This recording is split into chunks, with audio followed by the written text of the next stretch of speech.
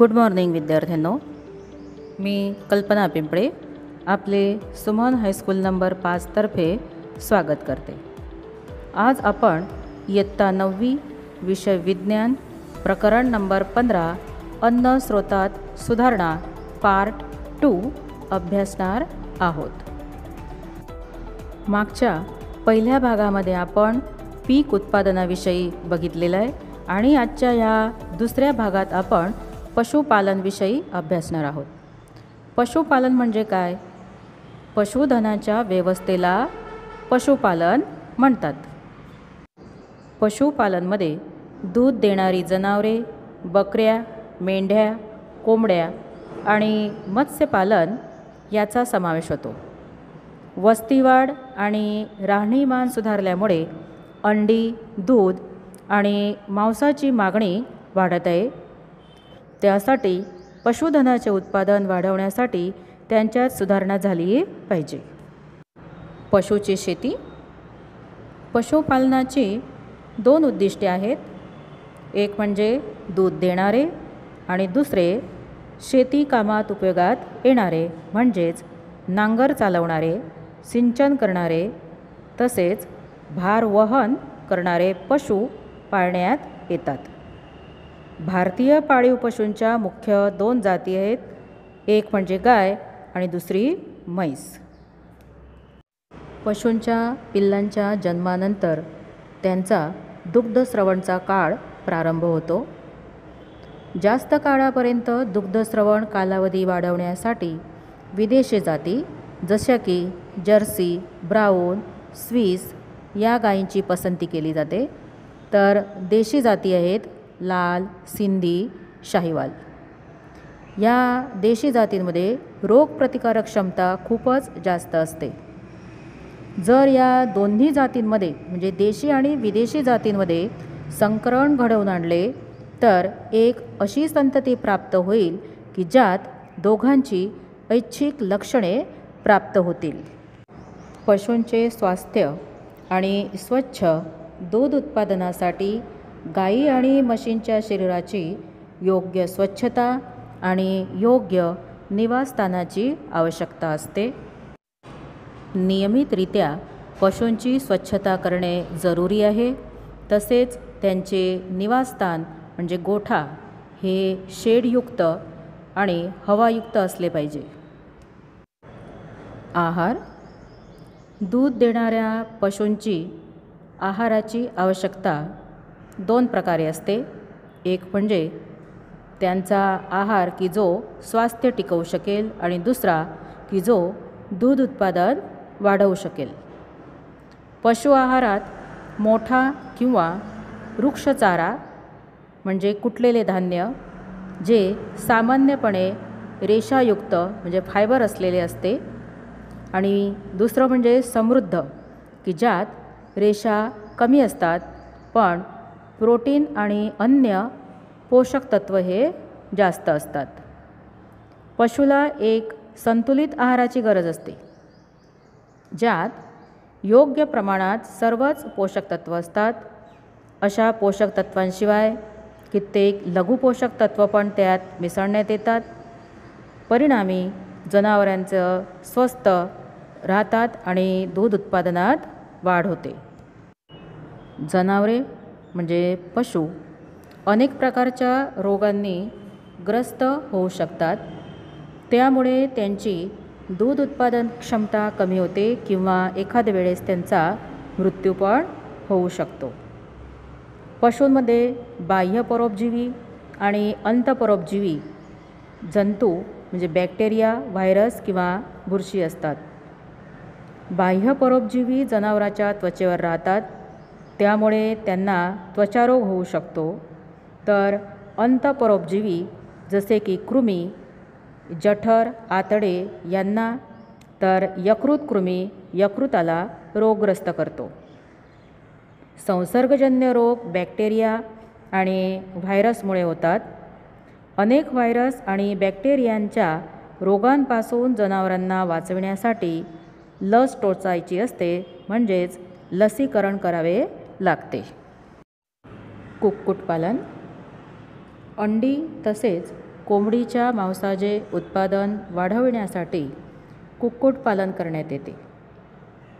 अंड्यांसाठी अंडी देणाऱ्या लेअर कोंबड्या पाळण्यात येतात आणि मांसासाठी ब्रॉयलर कोंबड्या पाळण्यात येतात.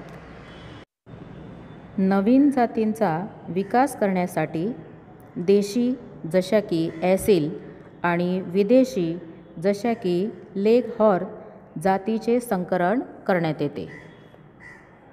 एक म्हणजे कोंबडीच्या पिल्लांची संख्या आणि गुणवत्ता वाढवण्यासाठी. दुसरं, गरमीमुळे अनुकूलन क्षमता किंवा तापमानामुळे सहन करण्याची क्षमता प्राप्त व्हावी म्हणून. तिसरं, लहान आकाराचे ब्रॉयलर आई वडिलांकडून त्यांच्या पिल्लांचे व्यवसायाच्या दृष्टीने उत्पादन व्हावे म्हणून. चौथं, सांभाळण्यासाठी कमी खर्चाची आवश्यकता राहावी म्हणून. आणि पाचवं, शेतीसाठी उपयोगी उत्पादनाची उपपैदास म्हणून मिळणाऱ्या स्वस्त आणि रेषायुक्त आहाराच्या उपयोगामुळे अंडी देणाऱ्या पक्ष्यांचे आकारमान कमी होते. अंडी आणि ब्रॉयलर उत्पादन. ब्रॉयलरच्या पिलांचा चांगला वृद्धिदर आणि चांगल्या पोषणयुक्त आहारासाठी व्हिटॅमिनयुक्त भरपूर आहार देण्यात येतो. त्यांचा मृत्यूदर कमी ठेवून त्यांच्या मांसाची गुणवत्ता टिकवून ठेवण्यासाठी काळजी घ्यावी लागते. त्यांचे ब्रॉयलरच्या रूपात उत्पादन करण्यात येते आणि मांसाच्या प्रयोजनासाठी संगोपन करण्यात येते. कुक्कुटपालनमध्ये चांगले उत्पादन मिळवण्यासाठी योग्य व्यवस्थापनेची आवश्यकता असते. त्यासाठी त्यांचे निवासस्थानाच्या जागी योग्य तापमान आणि स्वच्छता ठेवून त्यांच्या आहाराच्या गुणवत्तेची काळजी घेण्यात येते. त्याचबरोबर रोग आणि जंतूंवर नियंत्रण ठेवण्याची पण गरज असते. ब्रॉयलर आहारात प्रोटीन आणि चरबी जास्त प्रमाणात असते. कोंबड्यांच्या आहारात व्हिटॅमिन ए आणि व्हिटॅमिन केचे प्रमाण जास्त असते. लसीकरण. बॅक्टेरिया, व्हायरस आणि बुरशी हे परोपजीवी आणि हीन पोषणमुळे कोंबड्यांना अनेक प्रकारचे रोग होऊ शकतात. म्हणून त्यांच्या स्वच्छतेकडे विशेष लक्ष दिले गेले पाहिजे. त्यासाठी नियमित जंतुनाशक रसायनांचा उपयोग करणे आवश्यक आहे. त्यांना संसर्गजन्य रोगांपासून वाचवण्यासाठी लसीकरण पण गरजेचं आहे, ज्यामुळे त्यांना कोणतेही रोग होणार नाही. अशा प्रकारे काळजी घेतली तर रोग प्रसरण्याचे प्रमाण कमी होईल आणि कोंबड्यांचे नुकसान पण कमी होईल. विद्यार्थ्यांनो, तुमच्या लक्षात आलं असेल की पशुपालन आणि कुक्कुटपालन यांच्या व्यवस्था प्रणालीमध्ये काही साम्यता आहे. तर ती साम्यता म्हणजे त्यांचे निवासस्थान, त्या निवासस्थानामधील पॉईंट म्हणजे स्वच्छता, आणि दुसरं त्यांचा आरोग्याविषयी लसीकरण. बरोबर. मग तुम्ही लिहू शकाल पशुपालन आणि कुक्कुटपालनच्या व्यवस्था प्रणालीमध्ये काय समानता आहे, याचे उत्तर तुम्ही आपल्या नोटबुकमध्ये लिहून ठेवायचे. मत्स्य उत्पादन. आपल्या आहारात मासा हा प्रोटीन मिळविण्याचा समृद्ध आणि स्वस्त स्रोत आहे. मत्स्य उत्पादनात मीनपक्षयुक्त मासे आणि कवचीय मासे म्हणजे झिंगासारखे आणि मृदुकाय यांचा समावेश होतो. मासे मिळवण्याचे दोन स्रोत आहेत. एक नैसर्गिक स्रोत म्हणजे मासे पकडणे आणि दुसरा मत्स्यपालन म्हणजे माशांचे संवर्धन करणे. माशांसाठी जलस्रोत समुद्राचे पाणी आणि गोड पाणी आहे. म्हणूनच मासे पकडणे आणि माशांचे संवर्धन समुद्र आणि गोड्या पाण्याच्या ठिकाणीच करू शकतो. सामुद्रिक मत्स्य उद्योग. सामुद्रिक मासे पोम्पेट, मेक्रल, टूना, सार्डिन्स आणि बॉम्बे डक आहेत. समुद्री मासे पकडण्यासाठी वेगवेगळ्या प्रकारच्या जाळ्यांचा उपयोग मासे पकडण्यासाठी वापरणाऱ्या होड्यांमधून करण्यात येतो। तसेच सॅटेलाईट आणि प्रतिध्वनी यंत्राद्वारे पण, म्हणजे मोकळ्या समुद्रात मासे जास्त प्रमाणात मिळतील की नाही हे शोधता येते। कित्येक आर्थिक दृष्टीने महत्त्वाच्या समुद्री माशांचे समुद्राच्या पाण्यात सुद्धा संवर्धन करण्यात येते। तर त्यामध्ये मुख्यत्वे मुलेट, भेटकी, प्लेस्पॉट, कवचीय मासे जसे की झिंगे, मुस्सल आणि ओएस्टर म्हणजे मोती छिप, तसेच त्याचबरोबर समुद्री निंदणचा सुद्धा उपयोग होतो। समुद्री निंदण मोती छिपचे संवर्धन मोती मिळवण्यासाठी सुद्धा करण्यात येतो। अंतस्थलीय मत्स्यपालन, नदी, नाले, तलाव हे पाणी संग्रह करण्याची साधने आहेत आणि खाऱ्या पाण्याची संसाधने जिथे समुद्राचे पाणी आणि गोडे पाणी एकत्रित होते, जसे की नदीचे मुख। नदीचे मुख म्हणजे की जिथं गोडे पाणी आणि समुद्राचे पाणी एकत्र येते तो भाग म्हणजे नदीचे मुख। तसेच सरोवर ही महत्त्वाची मत्स्य संग्रहस्थाने आहेत। जेव्हा माशांचे अधिग्रहण अंतस्थलीय स्रोतांद्वारे करण्यात येते तेव्हा उत्पादन जास्त होत नाही। या स्रोतांमुळे जास्तीत जास्त मत्स्य उत्पादन जलसंवर्धनाद्वारेच होते। मत्स्य संवर्धन हे कधीकधी भाताच्या पिकाबरोबर पण करण्यात येते। जास्तीत जास्त मत्स्य संवर्धन मिश्रित मत्स्य संवर्धन तंत्राद्वारे करण्यात येते। या प्रक्रियेत देशी आणि आयाती माशांचा उपयोग करण्यात येतो। तसेच या प्रक्रियेत एकाच तलावामध्ये 5 किंवा 6 प्रकारच्या माशांच्या जातींचा उपयोग करण्यात येतो। आता या 5 किंवा 6 प्रकारच्या जाती आहेत माशांच्या, तर त्यांच्यामध्ये आहारासाठी स्पर्धा होत नाही अशाच जाती निवडल्या जातात। जसे की कडू मासे म्हणजे कटला मासे हे पाण्याच्या सपाटीवरून स्वतःचा आहार घेतात, तर रोहक मासे तलावाच्या मध्यभागातून अन्न मिळवतात, तर ब्रिगल आणि कॉमन कार्प तलावाच्या तळातून अन्न मिळवतात। ग्रास कार्प हे निंदण खातात। अशा प्रकारे हे मासे बरोबर एकत्र राहून एकमेकांशी स्पर्धा केल्याशिवाय स्वतःचा आहार मिळवतात। मिश्र मत्स्य संवर्धनात एक समस्या आहे, ती म्हणजे मत्स्य संवर्धनासाठी चांगल्या गुणवत्तेचे मत्स्य अंडबीज न मिळणे।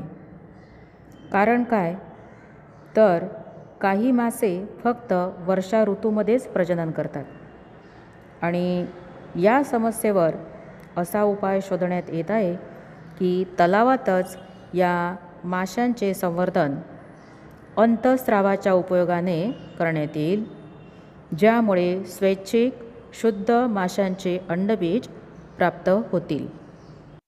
मधमाशी संवर्धन म्हणजे मधुमक्षिका पालन। मधमाशी पालन हे मध मिळवण्यासाठी तसेच मेण पण त्यामधून प्राप्त होते आणि या मेणचा उपयोग औषध तयार करण्यासाठी होतो। व्यावसायिक स्तरावर मध उत्पादन करण्यासाठी देशी जातीची मधमाशी ॲपिस सेरेना इंडिका, सामान्य भारतीय मधमाशी ॲपिस डोर्साटा एक प्रवर्तीय मधमाशी आणि ॲपिस फ्लोरी लिटल मधमाशीचा उपयोग करतात। इटालीची मधमाशी ॲपिस मेलिफेराचा उपयोग मधाच्या उत्पादनाला वाढविण्यासाठी करण्यात येतो। त्यामुळे व्यावसायिक मध उत्पादनात या मधमाशीचा सामान्यतः उपयोग करण्यात येतो। इटालीच्या मधमाशीमध्ये मध एकत्र करण्याची क्षमता खूपच जास्त असते। त्या डंख पण कमी देतात. त्या त्यांच्या पोळ्यात जास्त काळ राहतात आणि प्रजनन तीव्रतेने करतात. व्यावसायिक मध उत्पादनासाठी मधुवाटिका किंवा मधमाशी फार्म बनवता येऊ शकतात. मधाची किंमत ही मधमाशांच्या अन्नावर किंवा त्यांच्या मध एकत्र करण्याच्या फुलांवर आधारित असते. मधमाशा फुलांमधून मधुरस आणि पराग एकत्रित करतात. त्यांच्या अन्नाची पर्याप्तता आणि फुलांची जात मधाचा स्वाद नक्की करते. विद्यार्थ्यांनो, इथे आपले हे 15वे प्रकरण अन्न स्रोतात सुधारणा आटोपलेलं आहे. मी आता तुम्हाला काही प्रश्न देत आहेत होमवर्कसाठी. ते आपल्या नोटबुकमध्ये लिहून ठेवायचे आहेत. धन्यवाद.